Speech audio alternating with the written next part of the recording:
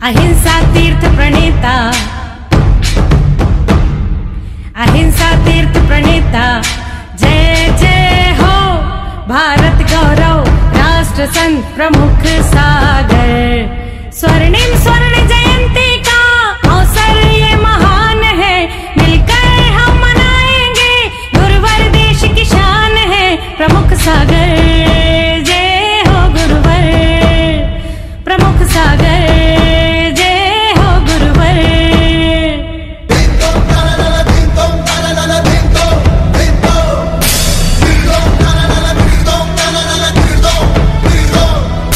अर्धशतक जो पूरा हुआ। इस कार्यक्रम के आयोजक हैं श्री दिगंबर जैन पंचायत गुवाहाटी असम, श्री सुखमल जी, श्रीमती सुशीला देवी, श्री धर्मचंद जी, श्रीमती प्रेम देवी, तनिष दिव्यांशी सेठी जैन धर्म, अजय नगर, विजयनगर, कामरूप, असम।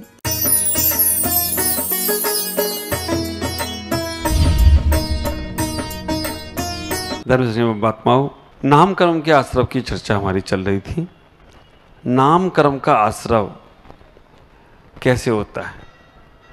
नामकर्म जो हमारे शरीर का सृजन करता है, नामकर्म जो हमारे जीवन में इस शरीर को बनाता है, इंद्रियां देता है, हमारे शरीर में सेनन देता है, हमारे शरीर में संघात नामकर्म की उधर से खाल आदि जो चढ़ती है, चर्बी चमड़ी सब होता है, हमारा यश फैलता है। ये सब नामकर्म के माध्यम से होता है। शुभ नामकर्म की बात में आचार्य यहाँ कह रहे हैं, सूत्र नंबर उन्होंने युग वक्रतावी संवादनम चा स्वस्य नामनः। तो ये अशुभ नामकर्म का उदय जब होता है तो मन वचन काय की वक्रता के माध्यम से अशुभ नामकर्म का असर होता है। और विसंवादनम का मतलब है कि दूसरों के मन वचन काय को हम खराब करते हैं तो उससे भी अशुभ नामकर्म का असर होता है। 23 नंबर के सूत्र में कह रहे हैं तद विपरीतम शुभस्य, मतलब आचार्य उमास्वामी कह रहे हैं यहाँ उसके विपरीत, अर्थात योग की सरलता और अभिसंवाद से शुभ नामकर्म का असर होता है।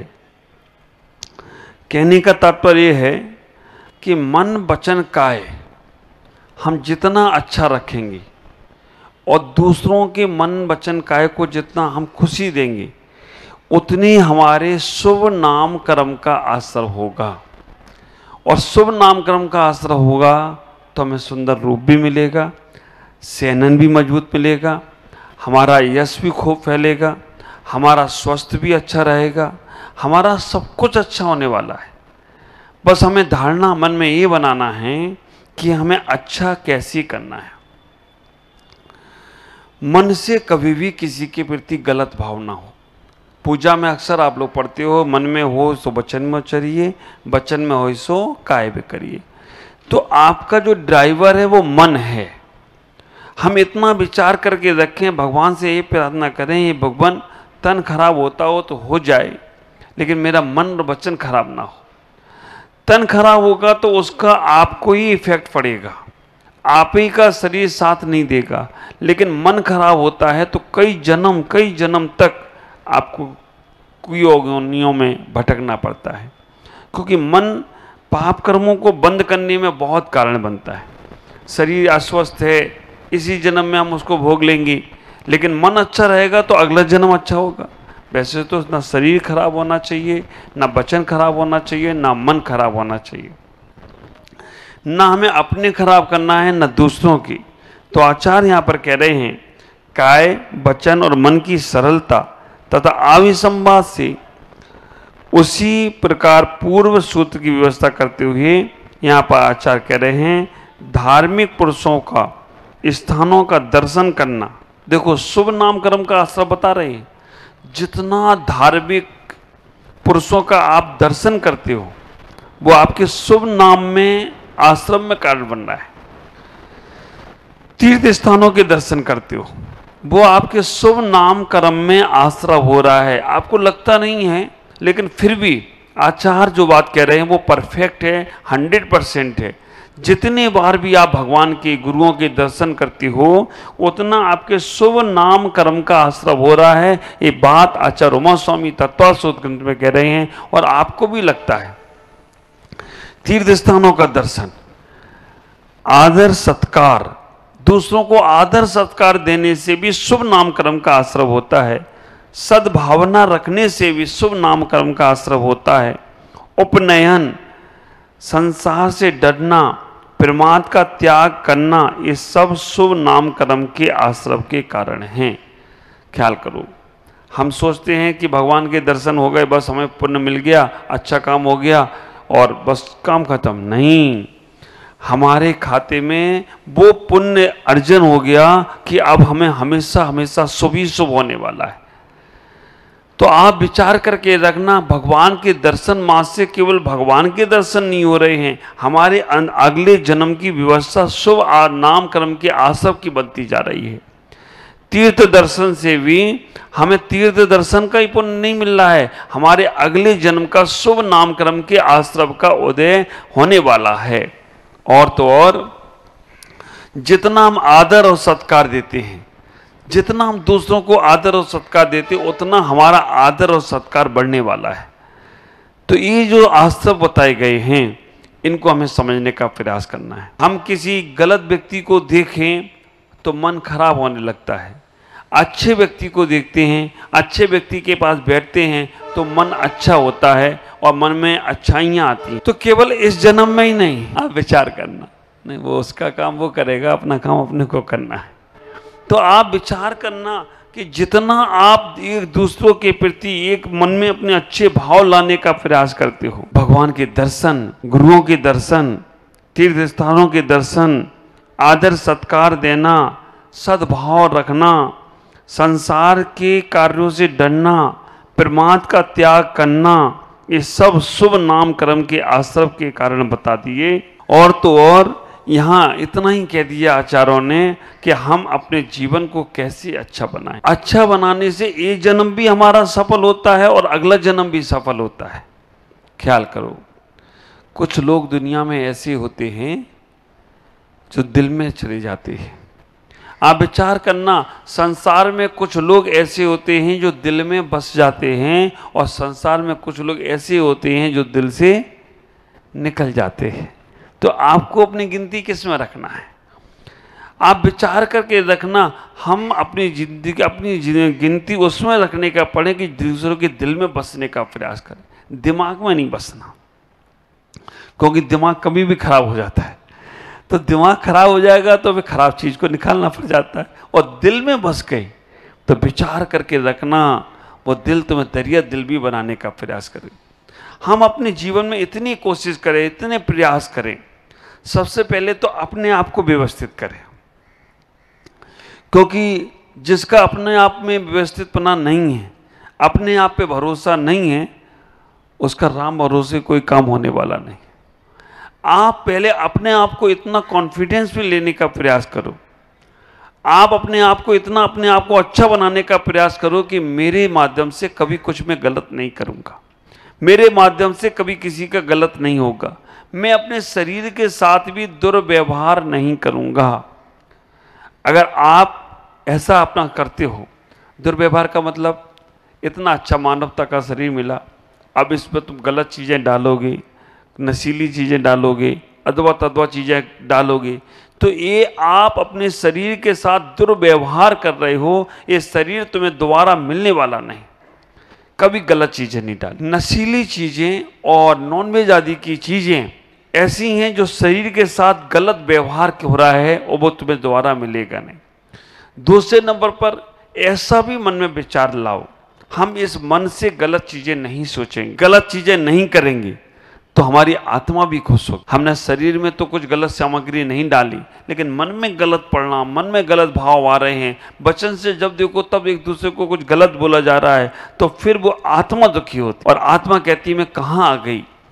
इस आदमी को हमने इसलिए आदमी का मन दिया था कि अभी अच्छा काम करे, अच्छा सोचने का प्रयास करे, लेकिन ये हमारे को दुरुपयोग कर रहा है और काय से भी कुछ गलत क्रियाएं नहीं करे, तो आपके शुभ नाम कर्म का आश्रय होता चला जाएगा। आचार्य यहाँ पर आपको आपकी व्यवस्था बता रहे हैं कि आपने कोई जन्मों में ऐसा पुण्य अर्जन किया था, ऐसा पुण्य अर्जन किया था कि आज आपको मनुष्य पर्याय मिली है और नाम कर्म के उदय से आपको शरीर पूरा अच्छा मिला है। नहीं तो ऐसे भी लोग हैं संसार में जिनके पास आंखें नहीं हैं, विचार करके रखना। संसार में ऐसे भी लोग हैं जिनके पास हाथ पैर नहीं हैं। संसार में ऐसे भी लोग हैं जो बोल नहीं सकते। संसार में ऐसे भी लोग हैं जो सुन नहीं सकते। संसार में ऐसे भी लोग हैं जो बिस्तरों पे पड़े हैं, उठ नहीं सकते। ये सब आपके शुभ नाम कर्म का उदय है जो आपने पूर्व में किया था कि आप लोग आज यहाँ बैठे हो, धर्म कर रहे हो, पूजा पाठ कर रहे हो, गुरुओं की वाणी सुन रहे हो और अपने जीवन का कल्याण की भावना भा रहे हो। ख्याल करो, ये सब शुभ नाम कर्म के उदय से ही हुआ है संभव।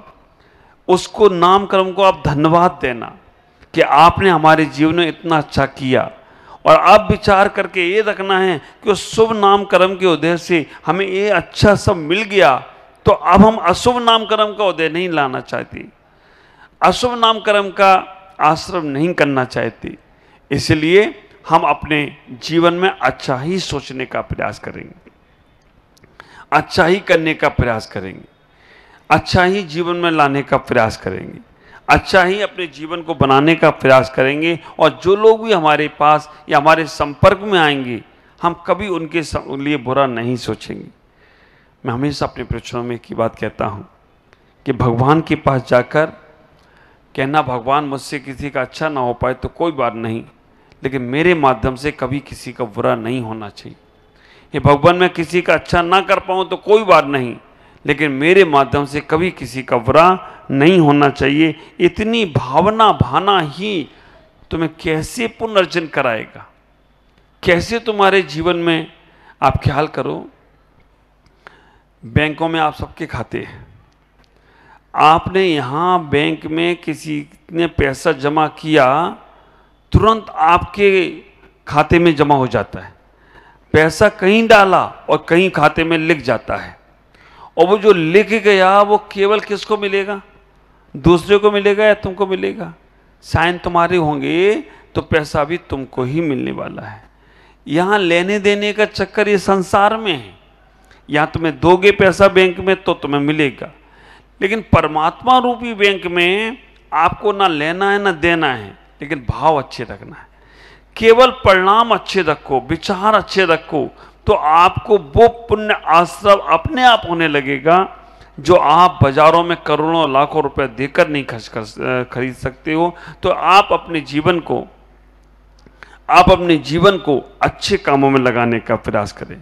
एक छोटा सा उदाहरण आपको देना चाह रहा हूं, बड़ा प्यारा सा है और जिनागम का उदाहरण है कि जिनागम में एक छोटा सा भाव रखा पुरर्वल भील ने।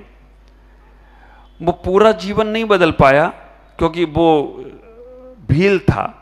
उसने एक छोटा सा भाव इतना रखा कि अब गुरु ने कहा है, संत ने कहा है, तो मैं पूरा तो नहीं, केवल कौए के मांस का त्याग कर दूंगा। सबको मालूम है पूरा जीवन नहीं बदला, पूरा खान नहीं पान नहीं बदला, पूरा का पूरा कर रहा है, लेकिन एक नियम उसने संकल्प कर लिया कि मैं कभी भी कौए के मांस का सेवन नहीं करूंगा। इतना भाव विचार उसके अंदर आ गया। और आपको मालूम है उस छोटे से संकल्प के कारण से आदिनाथ के पहले की घटना है। आप विचार करके रखना, तीसरे काल की घटना समझो, तीसरे काल की घटना, क्योंकि आदिनाथ का वो बाद में पोता बना और एक छोटा सा नियम का पालन कर लिया। डॉक्टर ने इतना भी कहा कि अगर इनको बचाना है तो कौवे के मांस का सूप पिलाना पड़ेगा। उस आदिवासी ने, उस भील जाति के व्यक्ति ने अपनी पत्नी से उस सबसे कह दिया, भले मैं क्षत्रिय नहीं हूं, लेकिन मैं क्षत्रिय धर्म का पालन करूंगा, प्राण जाए पर वचन न जाए। और वचन भी किसको दिया? मुनिराज को दिया।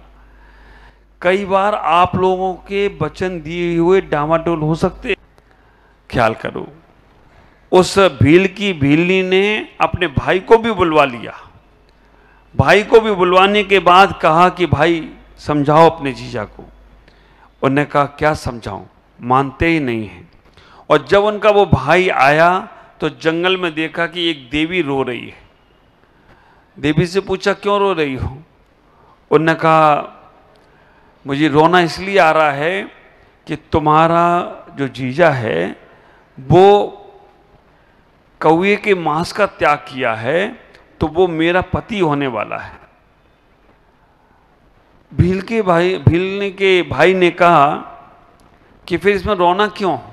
रोना इसलिए आ रहा है कि तुम जाकर उनका वो त्याग छुड़वा दोगे, तुम जाकर उनका वो नियम तोड़वा दोगे तो मर के नरक चले जाएंगे, तो मेरे पति नहीं हो पाएंगे। तो उस भीलनी के भाई ने कहा ठीक है, मैं उनका नियम नहीं तोड़वाऊंगा। और आया और आकर बहुत सब कुछ कहा गया कि पी लो कौवे के मांस का सूप। लेकिन भीलनी के भाई ने इतना ही कहा कि भाई जीजा आप इसको नहीं सेवन करोगे तो आप पहले स्वर्ग के देव बनने वाले हो और वो इंद्राणी आपका स्वागत करेगी। जैसे ही वो पुरुरवा भील ने ये सुना कि मैं कौवे के मांस का त्याग करने मांस से स्वर्ग में देव बनने वाला हूं, अब मरना तो है ही है, उसने सारे मांस का त्याग कर दिया कि अब मैं कोई भी ऐसी गलत चीजों का सेवन नहीं करूंगा। और आप ख्याल करेंगे उसने सबका त्याग किया, प्राण निकल गए। जब वो साला वापस लौटा तो देखा भीलनी फिर भी रो रही है। उसने पूछा कि अब क्यों रो रही हो? उसने कहा कि अभी भी वो मेरे पति नहीं बने। उन्होंने पूछा क्यों? हमने तो उनका त्याग नहीं तोड़वाया। उन्होंने कहा कि अभी वो मेरे पति इसलिए नहीं बने क्योंकि आपने त्याग नहीं तोड़वाया, लेकिन जब आपने त्याग की महिमा बताई कि केवल कौवे के मांस का त्याग करने से आप पहले स्वर्ग के देव बन रहे हो, तो उन्होंने सारे मांस का त्याग कर दिया, तो वो अब मेरे पति नहीं बने, अब वो 16वें स्वर्ग के इंद्र बन गए हों, तो कोई आश्चर्य की बात नहीं है। इसलिए अभी भी मुझे रोना आ रहा है। ख्याल कर, त्याग कभी किया और वो ही पुरुरवा भील आदिनाथ का पोता मारीची बना। कई जन्मों तक भटकने के बाद तीर्थंकर महावीर की पर्याय को प्राप्त हुआ।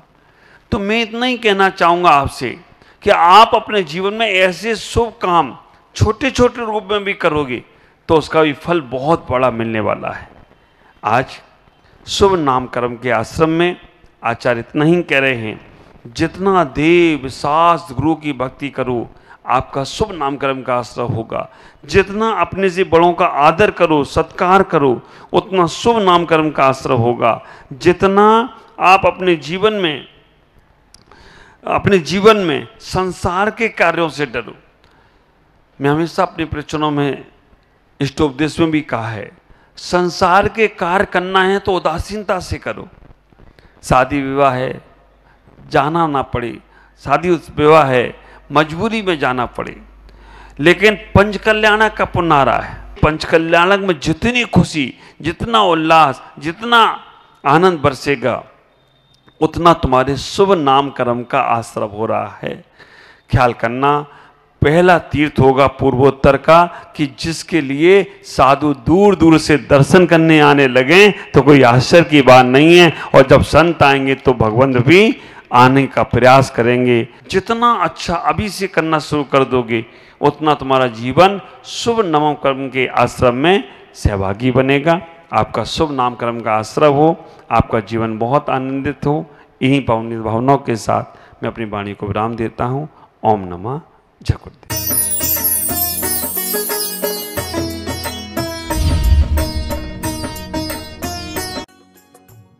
इस कार्यक्रम के आयोजक थे श्री दिगंबर जैन पंचायत गुवाहाटी असम, श्री सुखमल जी, श्रीमती सुशीला देवी, श्री धर्मचंद जी, श्रीमती प्रेम देवी, तनिष दिव्यांशी सेठी जैन धर्म, अजय नगर, विजयनगर, कामरूप असम। अहिंसा तीर्थ प्रणेता, अहिंसा तीर्थ प्रणेता, जय जय हो भारत गौरव, राष्ट्र संत प्रमुख सागर, स्वर्णिम